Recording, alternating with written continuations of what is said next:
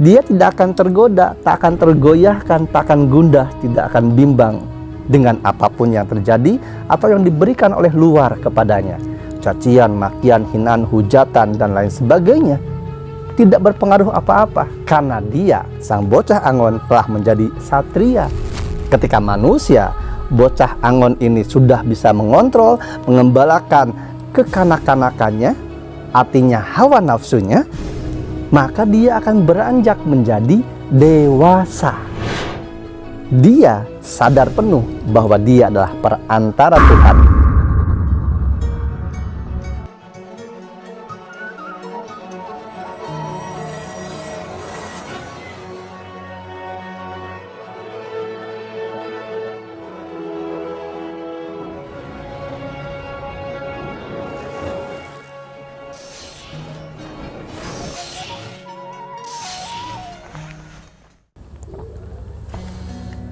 Assalamualaikum warahmatullahi wabarakatuh. Sampurasun, Mugia Rahayu, Sagung Dumadi, salam damai seluruh alam. Alhamdulillah wa syukrulillah. Terima kasih teman-temanku, saudaraku sekalian Nusantara yang masih setia menyaksikan channel Raja Rahasia dan tentunya mendukung channel kami, channel saya ya, Raja Rahasia, dengan terus menyaksikan. Ada yang suka like, ada yang suka komentar, ada yang suka subscribe, ada juga yang suka mengkritik. Wah, luar biasa. Terima kasih, terima kasih. Ya, konten kali ini saya ingin menyambung kembali, melanjutkan pembahasan mengenai bocah Angon, Satrio Piningit, Ratu Adil, dan Imam Al-Mahdi. Korelasinya, hubungannya seperti apa? Di konten yang lalu, saya sudah bahas mengenai bocah Angonnya. Secara sekilas, secara general, proses bocah Angon yang beranjak menjadi Satrio Piningit. Konten kali ini, saya akan masih membahas mengenai bocah Angon yang berproses lalu progres menjadi Satrio Piningit. Seperti apa? Namun sebelum itu, saya selalu menyampaikan dan meyakinkan kembali kepada teman-teman bahwa ketika menonton channel saya, konten saya yang manapun, jangan ditelan mentah-mentah. Karena ini merupakan bukan kebenaran mutlak, karena yang mutlak benar hanyalah Allah Subhanahu wa Ta'ala. Kita manusia sama-sama belajar. Apapun yang saya sampaikan ini untuk dikaji dan diolah kembali, pembelajaran untuk bersama agar kita meraih kemerdekaan pribadi dan berdaulat sebagai manusia. Bocah Angon, proses dan progres menjadi Satrio Piningit. Ini dia.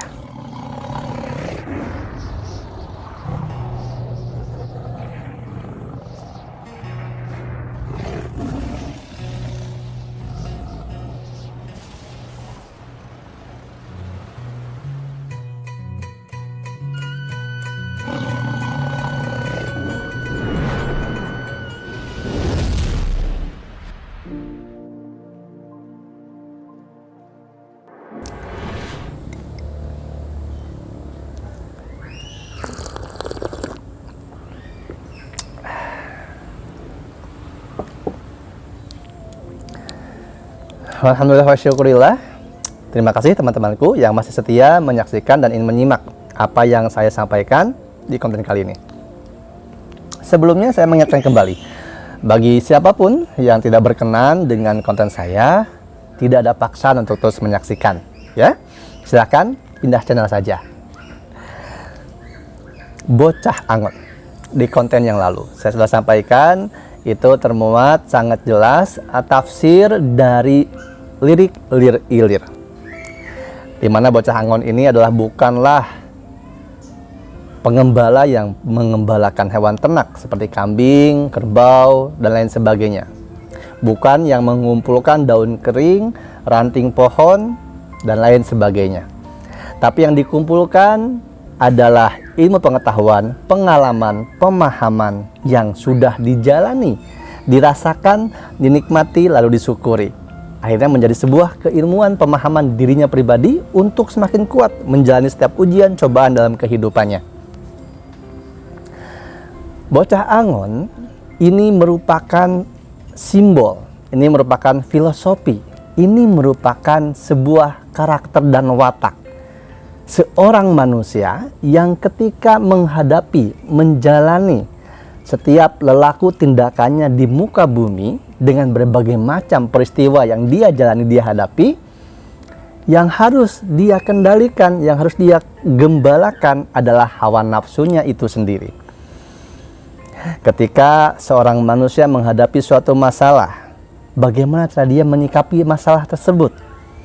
Ketika seorang manusia menghadapi satu hal yang benar-benar membuat dia terjatuh, tertindas, bahkan dia merasa di bawah, sangat bawah dalam kehidupannya, bagaimana cara dia menyikapinya? Cara dia menyikapinya, mohon maaf, ngopi dulu kayaknya, udah mulai belibet nih. Alhamdulillah. Jadi bocah Angon, ini adalah sebuah filosofi yang bagaimana filosofi tersebut dijadikan sebagai pribadi. Proses awal seorang manusia, setiap insan dalam menapaki kehidupan, dia disebut bocah Angon, di mana bocah atau budak atau anak ini serba-serbi kehidupannya memiliki segala macam sifat kekanak-kanakan. Kekanak-kanakan dalam berpikir, kekanak-kanakan dalam merasa, kekanak-kanakan dalam berucap dan bertindak. Sehingga ketika menghadapi satu masalah, dia akan menghadapinya dengan kekanak-kanakannya.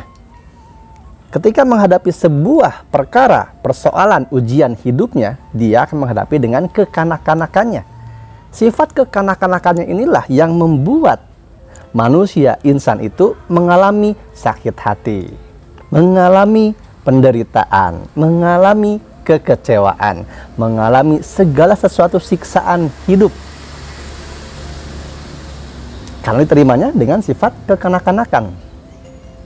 Namun ketika sang bocah Angon, manusia, insan, pribadi, ketika menghadapi segala macam permasalahan, keluh kesah hidup, penderitaan, kesengsaraan, cemoohan, fitnah, ataupun kekecewaan, dihadapi dengan cara mengembalakan hawa nafsunya, mendewasakan dirinya, mengendalikan setiap ego yang ada, maka dia akan memiliki kekuatan penuh, kekuatan diri pribadi, merdeka sebagai manusia, berdaulat sebagai insan yang sejati. Umumnya ketika kita mengalami peristiwa yang tidak mengenakan hati, contoh patah hati, putus cinta, perceraian, hinaan, bangkrut usaha, fitnah, cacian, makian, apa yang akan kita lakukan? Kita akan menerimanya dengan sakit hati, kita akan menerima dengan kekecewaan, kita akan menerimanya dengan tidak menerima ketentuan. Itu ditandakan dengan berlinangnya air mata, dengan turunnya semangat hidup, atau anak muda sekarang bilang galau. Karena kita menerimanya dengan nafsu, dengan rasa memiliki. Manusia yang memiliki akan kehilangan. Kehilangan mengakibatkan kekecewaan, kesedihan, kenestapaan, kesengsaraan. Sesungguhnya ketika manusia tidak pernah merasa memiliki, maka dia tidak akan pernah merasa kehilangan. Rasa memiliki inilah salah satu rasa nafsu yang harus dikendalikan oleh setiap insan, oleh setiap manusia, yang dikategorikan bocah Angon. Ketika kita menghadapi masalah, masih dengan amarah, masih dengan ego, masih dengan hal apapun yang merasa kita paling benar, maka kita adalah bocah. Kita adalah anak-anak. Setiap anak-anak, bocah atau budak, menyikapi segala permasalahan apapun yang dia dapatkan dengan instan, dengan cepat. Apa yang terlintas di kepala, apa yang dirasakan di dalam dada, langsung diutarakan, langsung dilakukan, tanpa mengalami kontemplasi, olah pikir, olah rasa.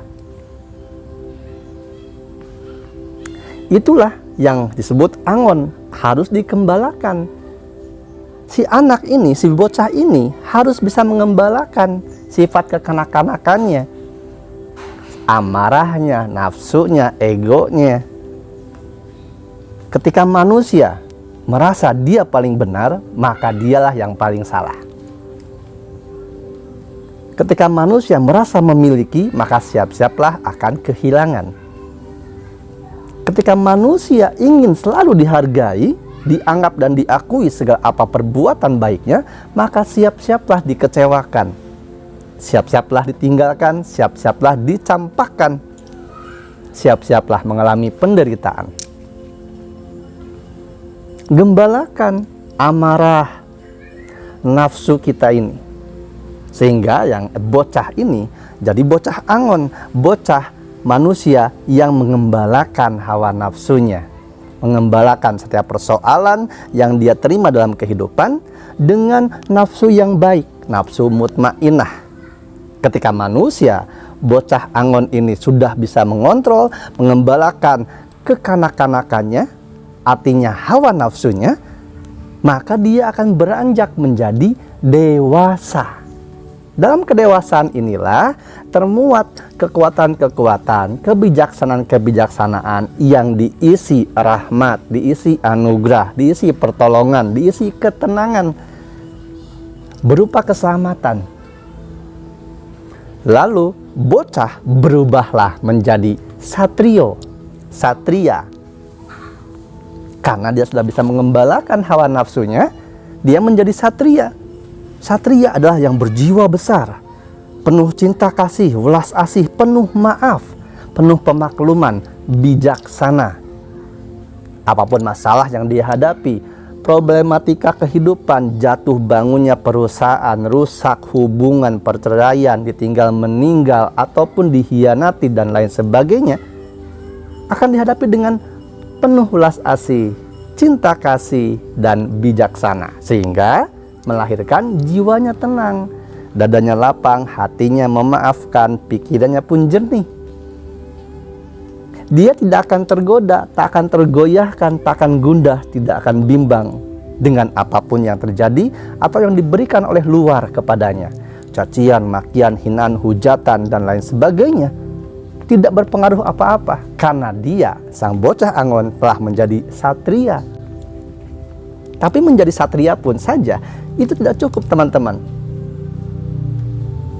Karena ketika kita menjadi satria, manusia yang berjiwa besar, manusia yang berpikiran besar, manusia yang berhati besar, berhati lapang, memiliki cakrawala berpikir yang sangat luas, maka kita akan menjadi piningit, harus menjadi piningit, agar kesatriaan kita tidak punah, kesatriaan kita tidak hancur, kesatriaan kita tidak gugur. Karena setelah mendapatkan kesatriaan, cobaan ujian akan semakin besar datang, berupa pengakuan, kesombongan.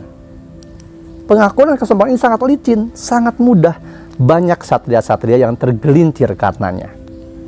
Oleh karenanya, walaupun sudah menjadi satria, harus tetap memiliki kepingitan, piningit, menyembunyikan diri, pengakuan, penghargaan dari keakuan dan kesombongan. Setelah melakukan kebaikan, lupakan.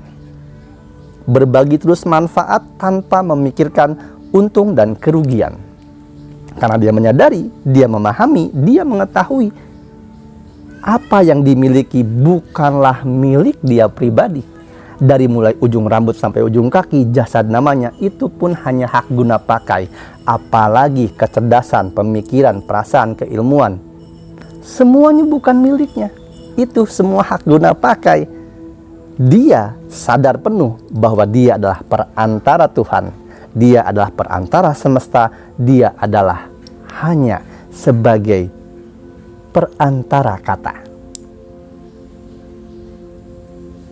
Tidak akan mengalami suatu hal yang membuat dia tergoyahkan lagi ketika dia sudah berubah sempurna, manunggaling kaulah diri, manunggaling kaulah manusia, menjadi sosok satria, satria piningit.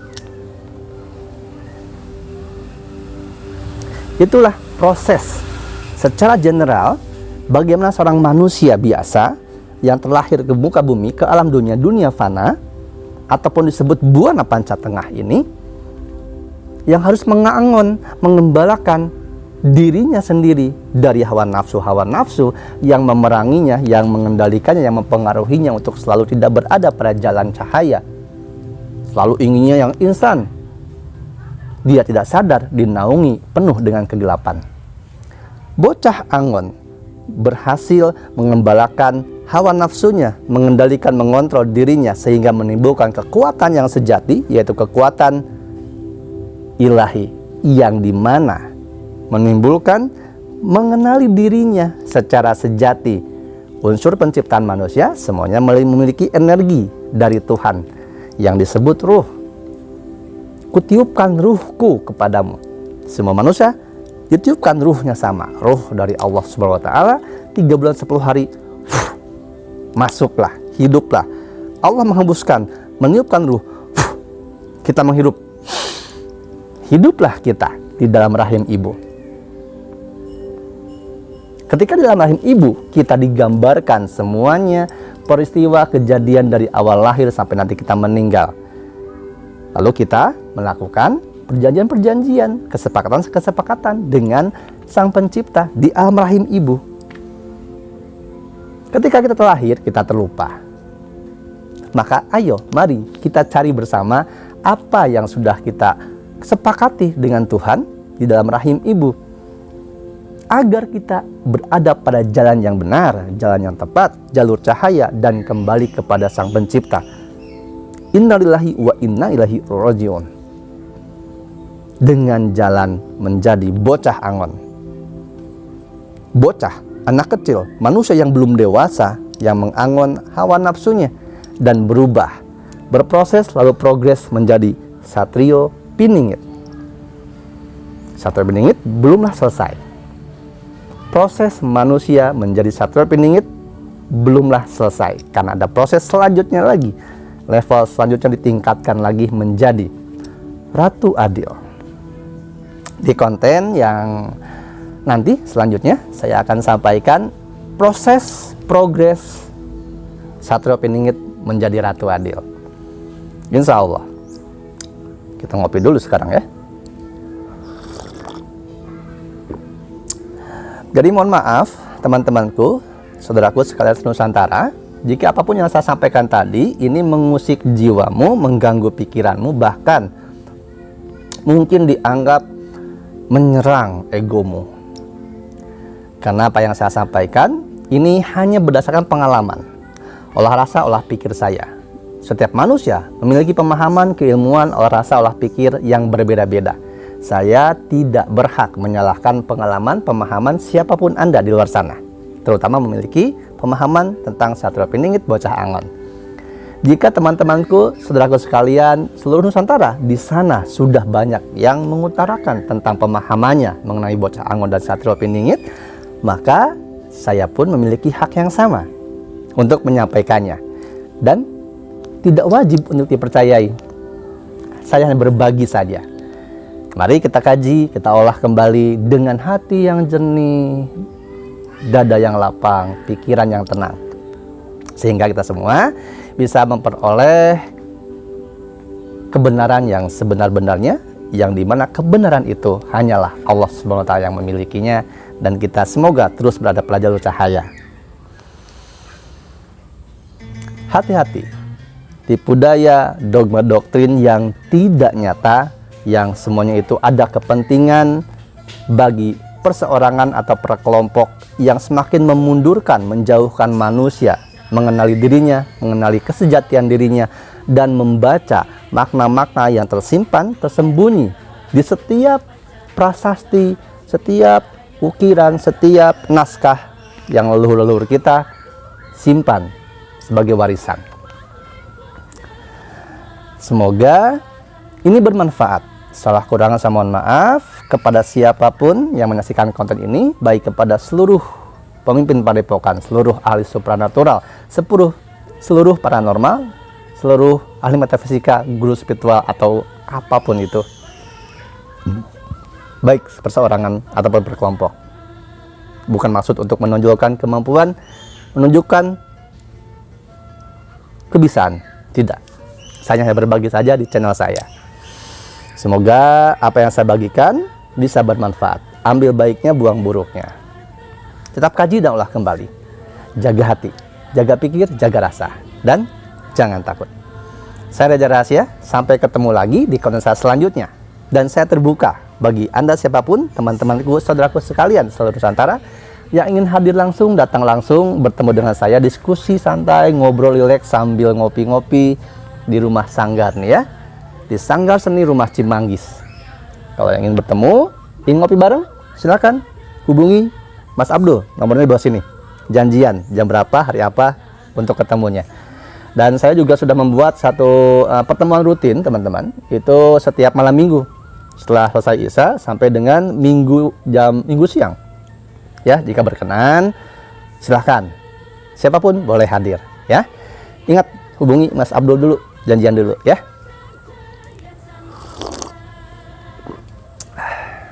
Terima kasih teman-temanku sekalian seluruh Nusantara. Ada pesan nih di gelasnya, lebih sehat lari pagi daripada lari dari kenyataan. Waduh ya. Sekarang saatnya kita menghadapi kenyataan dan siap-siaplah terbuka segala kebenaran, dan mari berkumpul bersama orang-orang, manusia-manusia pilihan yang di jalan Tuhan. Saatnya kita terbangun, saatnya kita tersadar, saatnya kita mengenali fungsi diri, alam semesta, dan Tuhan itu sendiri secara benar. Saya Raja Rahasia. Wassalamualaikum warahmatullahi wabarakatuh. Salam damai seluruh alam.